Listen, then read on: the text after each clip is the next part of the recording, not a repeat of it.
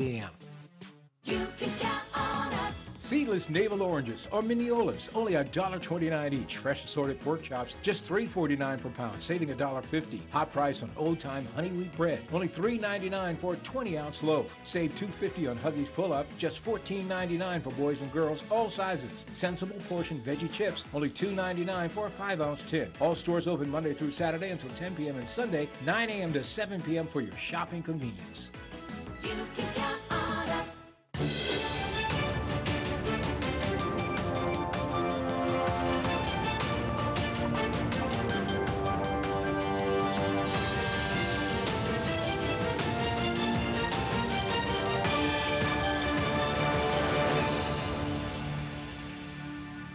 You're watching Bermuda Tonight. It's Friday, January the 4th, 2019. I'm Diane Brewer, and thank you for joining us. Topping our news, allegations of serious wrongdoing on the part of who was described to us as a high-ranking official of a major insurance company here on island. Now angry workers complain the company has failed to properly address the purported situation. But not, says a company official. Gary Moreno has more in this report. The incident allegedly took place during what we're told was a staff party on December 12th last year. Reports are the individual who works with Aon attempted to kiss one female employee. He is also accused of making sexually inappropriate remarks, and there are also accusations of inappropriate touching. We're told a formal complaint was made and the alleged offender was asked to apologize. However, our source asserts the man's colleagues were not satisfied with that and expressed concerns that it appears attempts were being made to sweep the matter under the rug. Asked about these claims, a second Aon employee confirmed the incident did in fact occur and suggested we speak with a higher-up here on Bermuda who is yet to return our call. That said, another Aon official contacted us from the U.S. and informed Aon takes all allegations of misconduct seriously and promptly investigates these matters. We've placed this colleague on leave while our investigation continues. To protect the confidentiality and integrity of our investigation, we cannot discuss this matter publicly. Asked whether a report had been made to the police, that official declined any further comment. Advised of the assurances given by Aon that a thorough investigation into the situation is being carried out, our source expressed concern that the alleged offender may well avoid any consequences by either not returning to Bermuda or leaving the island before the investigation is completed. Gary Moreno, reporting for the Bermuda Broadcasting News. Meanwhile, Juliana Snelling, attorney for the worker being accused of wrongdoing, contacted us a short time ago. She stated, quote, "My client is disappointed that the BBC has decided to run a story about a member of the Bermuda community who has not yet been given the opportunity to know the details of these allegations, let alone present any evidence in his defense. He looks forward to preserving his good name through a fair and impartial investigation," end quote. Meanwhile, Bermuda Broadcasting reiterates an Aon official has confirmed to us the following by way of email, quote, "We have placed this colleague on leave while our investigation continues," end quote. In other news, 2 elective surgeries were postponed at King Edward Memorial Hospital on Wednesday due to a high number of emergency admissions, according to a BHB spokesperson. On average, 100 people visit the emergency department per day, with 10 usually admitted. However, that number doubled on New Year's Eve, with 20 people being kept overnight at the acute care wing. As Jasmine Patterson finds out, it's an issue that goes deeper into the overall healthcare system. 2 non-emergency surgeries set to take place on Wednesday were pushed back due to a high number of patients admitted to the hospital from the emergency department. A BHB spokesperson apologized to the individuals affected and explained that more emergency admissions resulted in beds normally set aside for elective surgeries being used to cope with the peak in demand. These beds had not fully cleared by Wednesday, January 2nd. The 2 patients scheduled for surgery had their procedures rebooked for Thursday and one for Monday. However, the spokesperson notes that emergency surgeries would always be carried out. Although surgeries have not been impacted since then, the emergency department remains busy, with 24 admissions recorded on Wednesday, well above the average. According to hospital data, there were 101 visits to the emergency department on Christmas Eve, with 10 admissions, which is average activity. The number of hospital visits fluctuates over the holiday period. However, admission numbers peaked at 20 on New Year's Eve. We asked whether the acute care wing's 90-bed capacity and overall design has exacerbated the situation, but a spokesperson says it's much more complex than design alone. Bermuda's aging population and rising number of chronically ill people is a contributing factor. The BHB has determined the most effective recovery care for seniors is at home and not in hospital, while the BHB says there are many patients who would benefit from earlier safe discharge if the safety net of care was more robust in the community. This in turn would ease capacity and pressure on beds while reducing costs. It's a concern that has not gone unnoticed, as 450 staff and community partners took part in clinical services planning processes last year. In a report, the authors said if no changes are made, KEMH will need an additional 75 beds by the year 2022 to cope with demand. That means building a bigger hospital, which presents its own challenges. The BHB say community care is the least expensive route and may benefit patients in the long run, as seniors stand a better chance of recovering in a more active, engaging environment outside of a hospital bed. They conclude just 75 more acute care wing beds would be disastrous for healthcare costs and very concerning for the well-being of people who should be discharged. The government has identified the need to coordinate long-term care for seniors and people with disabilities, as outlined in its Bermuda Health Strategy 2014 to 2019. In Bermuda, 13% of the population, or 8,600 people, are age 65 or older, with that number set to rise to a quarter of the population by 2026. Jasmine Patterson reporting for Bermuda Broadcasting News. Thanks, Jasmine. Meantime, X-ray services at the Lamfogo Urgent Care Center in St. David's has resumed. The Bermuda Hospitals Board explained that the X-ray equipment at the East End facility was down as repairs were carried out. Members of the public had been directed to attend the emergency department of King Edward Memorial Hospital during the closure. As a reminder, the Lamfogo Urgent Care Center is open from 4 p.m. to midnight on weekdays and from noon to midnight on weekends. Coming up, your weekend weather forecast and more news that you won't want to miss. Stay with us.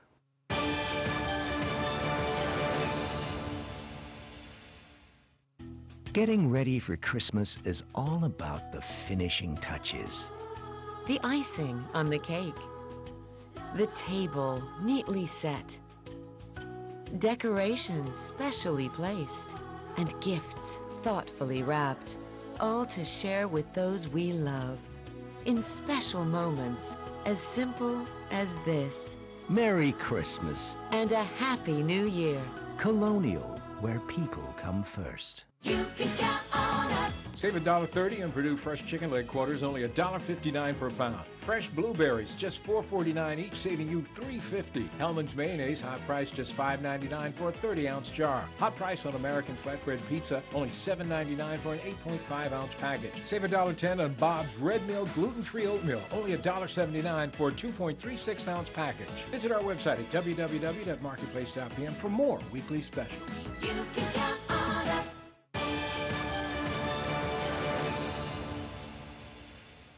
Welcome back. Where's the government's plan? That question being posed tonight by the opposition One Bermuda Alliance, worried over the implications of that Economic Substance Act.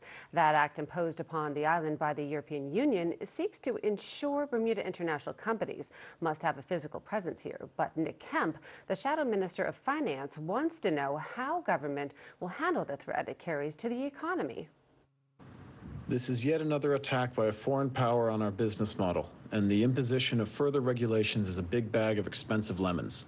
There will most certainly be sectors of our economy that suffer absolute losses in the next 6 months to 2 years as a result of this legislation. However, there may be opportunities as well. Those companies that are on the edge of proving economic substance in Bermuda may be able to bolster their staffing here to improve their case of adequacy. I believe the government shares the hope that some good could come from EU substance. However, hopes and plans are two different things. To turn lemons into lemonade, you need some sugar. So I ask, where is government's plan? The Premier has known this was coming for a long time, in fact, committing to the compliance route in a letter to the EU's Code of Conduct Group in November of 2017. Most approving substance has to do with boots on the ground. What incentives have been rolled out to ensure that those sectors of IB besides insurance and banking, which are most likely to be able to meet the EU's substance requirements, will choose to expand their footprint here as opposed to somewhere else.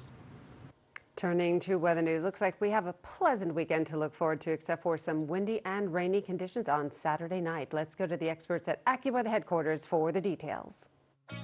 AccuWeather is presented by BF&M Insurance Group.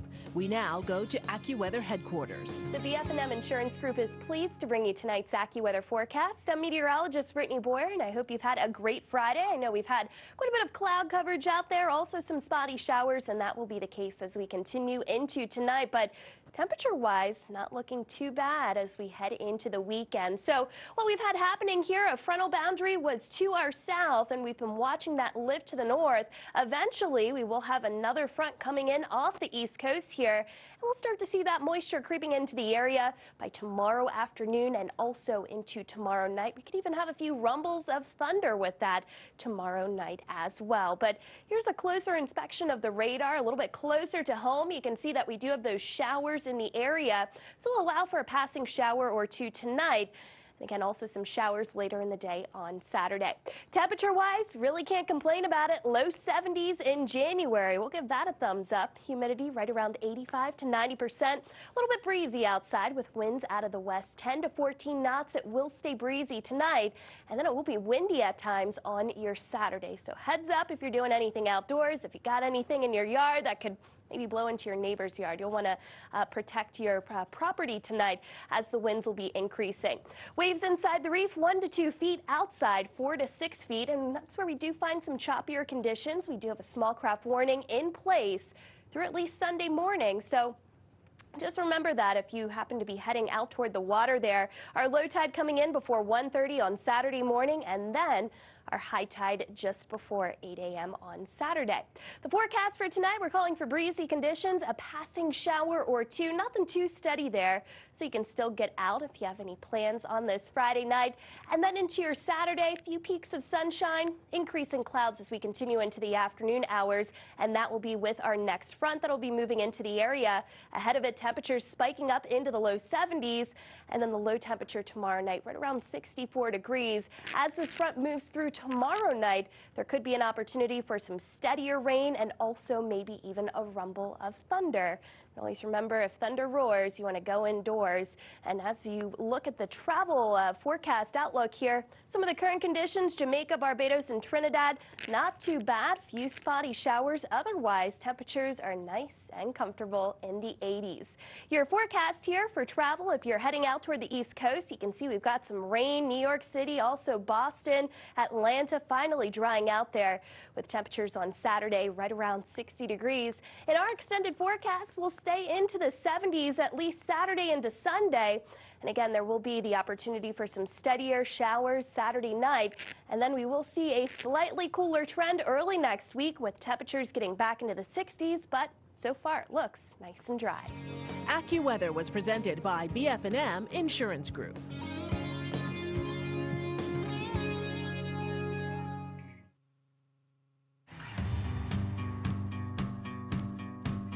My name is Kevin Roberts. I'm a taxi driver / ambassador.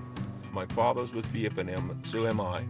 Half of my family always been seemed to be with Bermuda Fire Marine. I tried a different provider at one time, but I wasn't too happy with the competition. Because then it took too long to settle claims. They questioned every claim, and I never really had that problem with BF&M. I'm quite happy with it.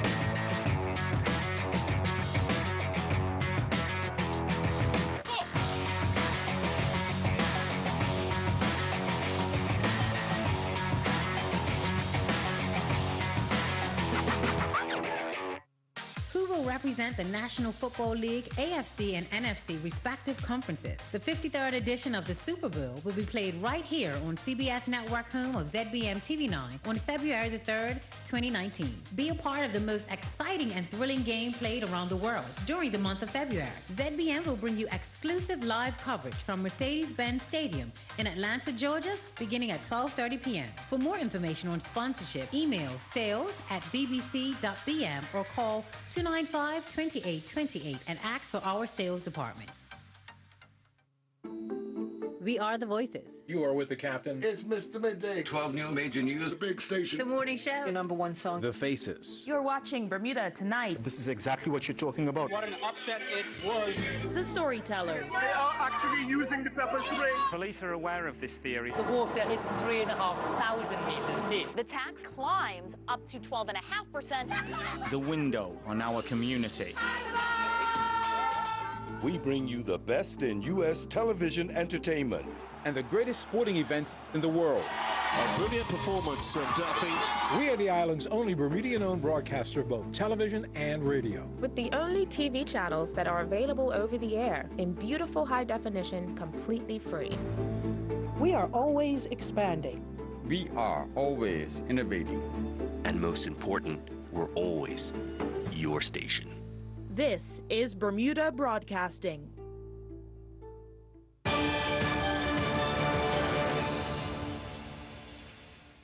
A second suspect has been arrested in connection with the murder of 30-year-old Ronico Burchell. The 24-year-old man arrested and a 31-year-old man are in police custody under investigation, led by Acting Detective Inspector Jason Smith of the Serious Crime Unit. Mr. Burchell was fatally shot at point-blank range while attending a party at an East End sports club on December 29, 2018 at 1:40 a.m. and was later pronounced dead at the hospital. The next day, the investigating team continues to encourage anyone with information regarding this matter to contact them or provide the information confidentially. Officers are particularly eager to speak with anyone who may have information on the suspects, their movements, or the firearm. Anyone with information, no matter how small it may seem to you, should contact the Serious Crime Unit, and they can be contacted at 295-0011 or, of course, the confidential Crime Stoppers hotline at 800-8477. In other news, an offshore tax expert has warned that some of the island's international companies could decide to move out of Bermuda due to the Economic Substance Act. Will McCallum, who is with KPMG, however, believes while some companies may decide they don't want a physical presence here, others could bolster their presence and staff, resulting in a win for the island. Rai Trott reports. The island's companies are watching with caution following the government's tabling of the Economic Substance Act 2018, which is the result of EU bullying of Bermuda and other offshore financial centers. The main requirement of the legislation, as demanded by the EU, is that companies registered in Bermuda must not just have a presence on paper, but a physical presence in Bermuda with an office and key employees.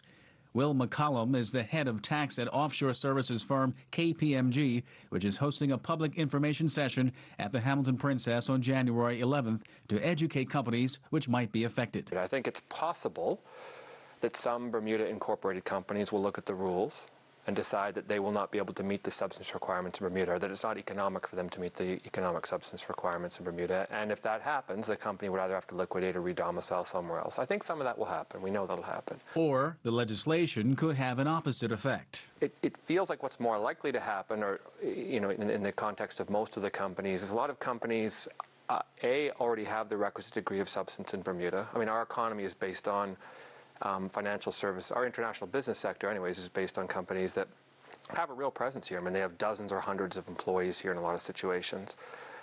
There are probably going to be some entities affected by the legislation that don't have the requisite degree of substance in Bermuda, and we'll have to add that substance. That means hiring people. That means maybe procuring more or different physical presence. It means increasing their operational expenditures in Bermuda. The EU has made clear that should Bermuda fail to legislate as they demand, the island will be placed on a global blacklist, which would have a damaging effect on the economy.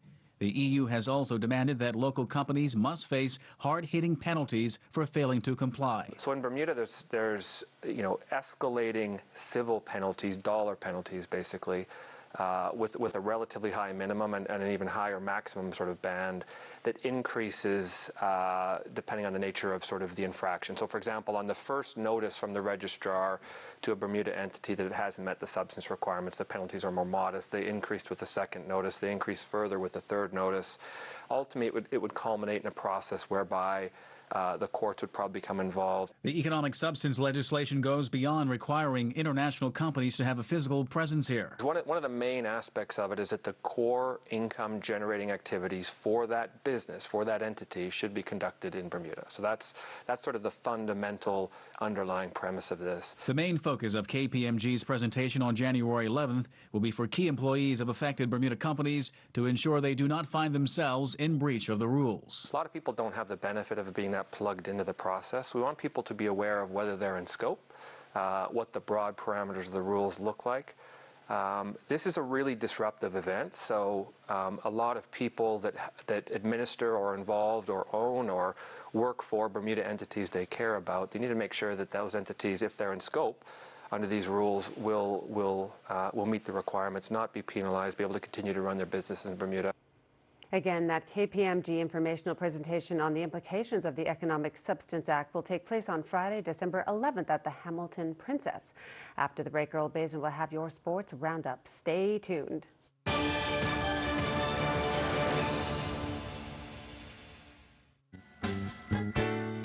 Price Rate is your one-stop shop with something for everyone. Household goods for kitchen, bedroom, and bathroom. Aisles of bulk groceries at value prices. A complete selection of fresh meat and produce, and an extensive range of frozen items to cover every meal. Wines from around the world, and beer and liquor at discount prices. Visit Price Right at our 2 locations in Pembroke and Warren. There's always something new and always something for everyone.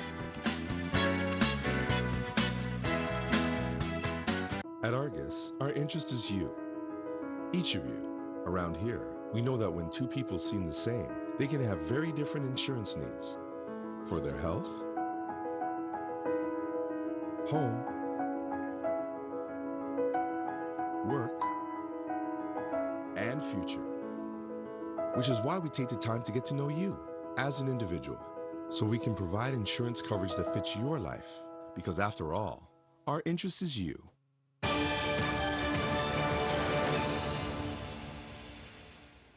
Finance Minister Curtis Dickinson, responding to opposition Senator Nick Kemp, says, quote, before the Economic Substance Act 2018 was passed in December, extensive briefings were held with the opposition on this matter. During the holiday season, while many were on vacation, the Ministry of Finance was busy finalizing regulations and working with our international business partners to provide clarity to them on how the government would implement the new regulations to ensure Bermuda benefited. The quote continues, these changes are important, but there's nothing to be gained for Bermuda by telegraphing our plans to our international competitors via the press. I would urge the leader of the opposition to, as best he can, restrain the exuberance of his shadow finance minister and help him to understand that partisanship should stop at the water's edge when dealing with these important international matters, end quote. Turning to sports, Bermuda swimmers currently hold Caribbean swimming records. Young tennis player falls in international tournament, and we look back at moments during the CAC Games in Colombia. Earl Bazin has tonight's sports report. Bermuda swimmers currently hold Central American and Caribbean amateur swimming records, and today we take a look at who takes those records into 2019. Elon Daly currently holds 3 11-12 women's records. She is the current 50-meter freestyle record holder with a time of 26:82 set on June 28, 2017. Daly on the same day captured the 100-meter freestyle record with a time of 59:65. She would then capture the 100-meter butterfly record with a time of 105:55. Madeline Moore currently holds 2 15-17 women's records. Moore holds the 50-meter freestyle record with a time of 25:97 set on June 29th. On the same day, Moore would capture the 50-meter backstroke record when she was clocked at 30:23. Lisa Blackburn is the current women's 18 and over 100-meter breaststroke record holder, a record she set 8 years ago when she touched the water on the time of 1:13:23. The Bermuda team of Sam Williamson, Peyton Zelkin, Caleb Ingham, and Logan Watson-Brown are the 13-14 mixed 200-meter freestyle relay record holders. Trey Mallory recently concluded competing in the main draw of the Eddie Herr International Junior Tennis Tournament. Mallory competed in the boys' 16 singles main draw. He took on Joshua Miller from the United States of America in round 32. Mallory would fall in straight sets 6-3, 6-3. David Patrick's University of California Riverside men's basketball team played their final non-conference road game as they fell 73-64 to host Western Michigan. The Summersby Men's Classic Bowling League continued with action inside the work lanes and saw Team Relive go down 19.5 to 10.5 to the new mix-ups. Phones Plus fell 27-3 to Goslin's Black Seal, while Team Electric defeated TBI High Speeders 29-1. Team Amstel went down 24-6 to Team Metro. We continue our look back at interviews in 2018. Today we look at the CAC Games interviews and those moments of glory. We start with Tiara DeRosa, who was competing in her first senior meet and was dealing with her my nerves, and I've never competed in a competition at this high level. Also, it was just my nerves got the best of me. I was actually proud of myself that I was able to control my nerves and was able to get a 30 in, but I just missed 8th place by like a couple of centimeters. Sakari Famous had these comments after competing. So it's awesome to be in this environment, definitely with a lot of seniors, like Olympians and Commonwealth winners. So it's like mind-blowing. I'm also starstruck because Laverne Spencer's here, and like she's like high jump idol for me, so like it's awesome. Andre Lamb had this message. You know, I just wanna let people know that there's opportunity out here, you know, and I wanna go back home and tell the kids, you know, to work hard, and eventually they'll be able to get here too. Noah Brown and Micah Franklin reflected on their medal performance. We got seeded 3-4, which was a great result for us, and played a match against a pretty strong Trinidad team. Which was contentious, but you know we managed to pull through and take us through to the semifinal, which we were really excited about. And then we played the number 2 seed, the Mexican team, the Salazar brothers, who are both ranked really high on the singles tour, very talented, successful players. And you know we fought really hard, won the first game in the tiebreak, which was a really amazing result for us. And then unfortunately, you know their skill and experience took them through to the next round. If you want to talk about the medal ceremony. Yeah, no, we were very excited to be getting a medal. Even going before we knew the match was begun, we knew we were getting a medal, but we wanted to push and try and get to the finals position for sure. Always trying to go as far as we can. Ultimately, you know, coming second best, even after putting up such a good fight. But you know, at the end of the day, the medal ceremony was great. You know, we're very chuffed to get a medal, and you know, we're hoping that this is a good start for us to things to come. And now we look at medal presentations. First, Bermuda's squash players.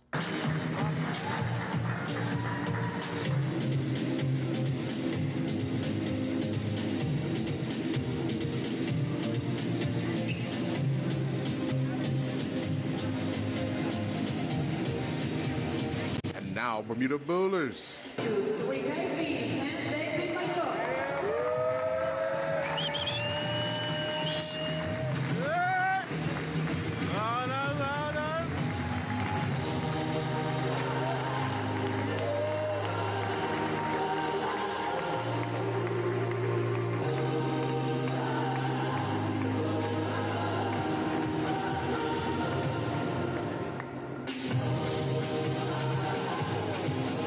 And finally, Tyrone Smith. Representando a Bermudas from Bermuda, Tyrone Smith.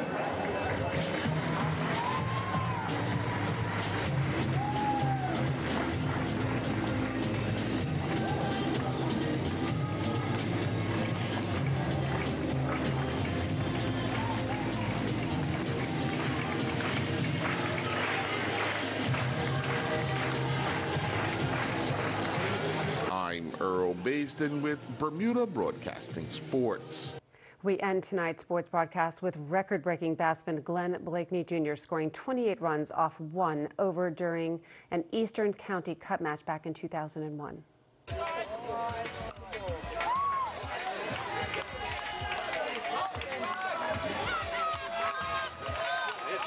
coming. It's just, that's really easy. You can get it, buddy. You can get it. get some sun today, boy. Nope.